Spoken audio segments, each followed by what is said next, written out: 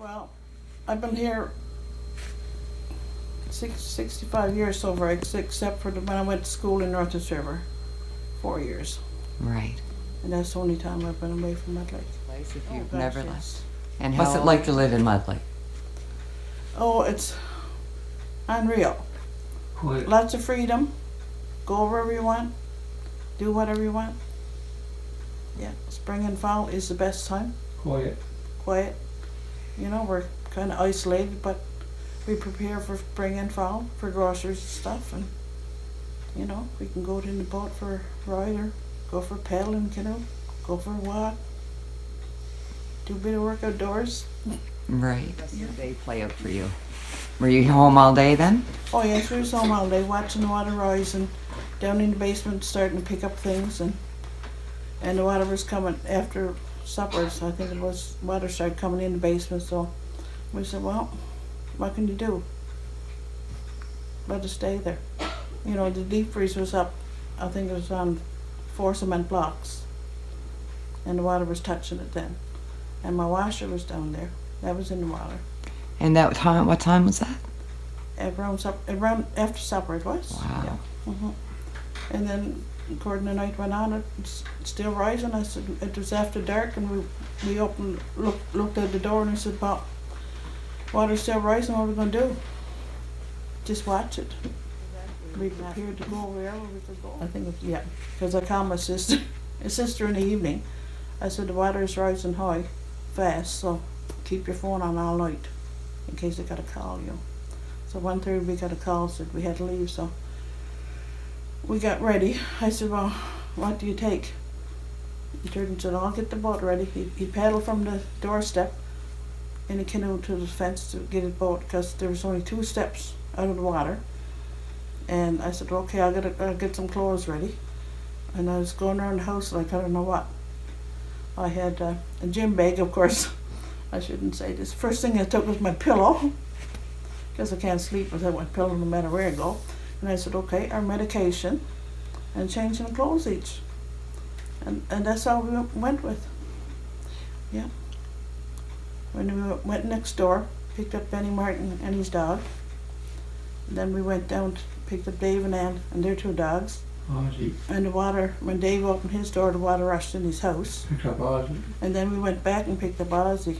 And there were six adults and 4 dogs in my 16-foot boat. And we steamed right from here, right over to the church. And we tried to land to the bridge, but there was too much ice and water there. So we went on top of the bank. And that's where we got ashore. Yeah. Must have been scary. Really scary. And you know, we all kept our heads, nobody got shook up. We went to the hall and someone said, well, Craig said come over there because we could have tea or coffee.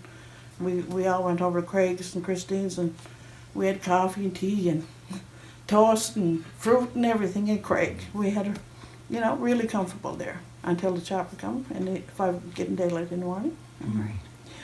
Yeah. Were you able to get out right away? We went on the second one because there was older people than us there, so we said, how would the oldest people go first? And the kids, and Craig's grandson was there, so we went on the second one. And when we went on the second one, the water was rushing over the bank right into the cemetery. And when you got on that helicopter, was there water like close to that? Yes, the only bit of dry ground was right around the helicopter. The rest was all water. What did you think? What did you think when you were leaving here that I night? said, gee, you know, I said, this is scary. I said, we don't know.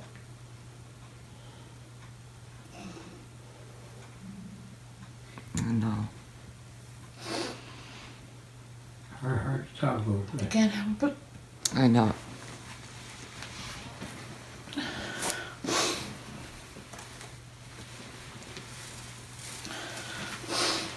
It's not easy. We didn't know if we was going to have a home to come home to, you know. How long have you been in this home?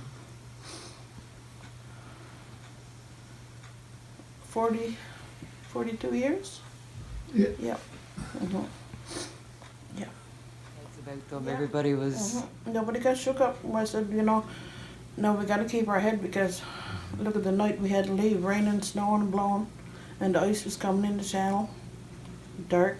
I don't think it sunk into us when we got up. And no, it didn't sink in really until we got to Goose Bay, really, because we was all just trying to get out, I guess, in such a hurry. Yeah. Well, How long were you away? we were away about 3 weeks because our basement was full of water, so we had to get all the wiring done. Power cut off. Our power was all cut that night, I think, early in the morning or whatever. And then we had, get hot water tank, deep freeze washer, and we lost all our winter clothes we had down in the basement. Plus, some of the grandchildren's stuff.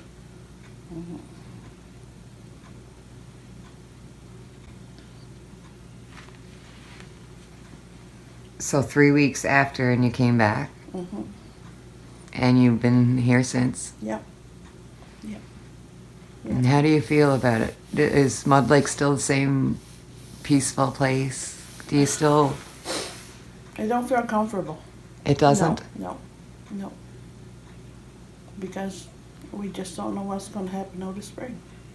The fear is still there.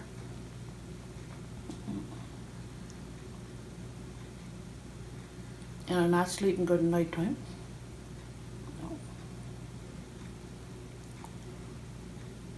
So many years. Mhm. Have you ever seen anything like that before? No. We had floods before in the spring, water in our basement, but we never had anything damaged. We almost always every spring get a little bit of water, but we'd be prepared for it.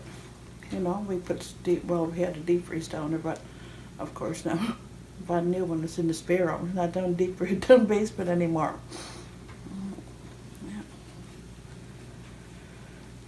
Can I you don't have to answer this. It's okay if you don't, but what do you think caused this? Nelcorp. And I always will believe it too. Yeah. Good answer.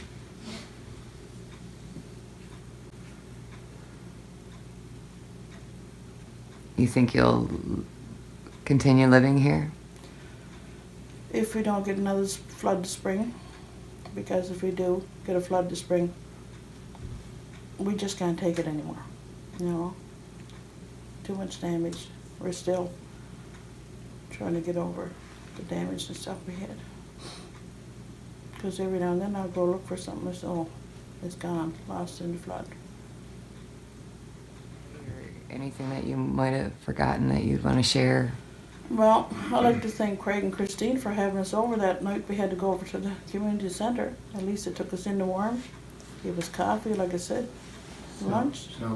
Salvation Army Church helped us a lot. Red Cross and Labrador gave us a good meal, and a lot of people gave us donations. And one lady walked up to me in the co-op, and she said, "Ma'am, I'm not trying to hold your hand." She said, "Put your hand out." I put my hand out. She said, "There's something for you. Put it in your purse and don't look at it till you go home." She gave me a donation. Never seen a woman in my life.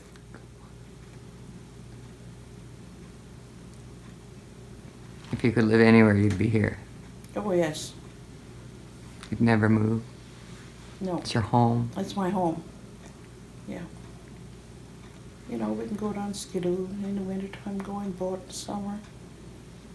I have my own skidoo to drive, my own boat motor to drive.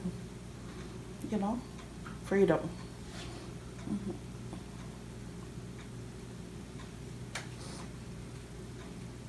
Powerful story. Is there anything Sorry I else? broke down, but I couldn't help it. No, you know what? Every single person I spoke to today did the same thing. It's not easy to talk about.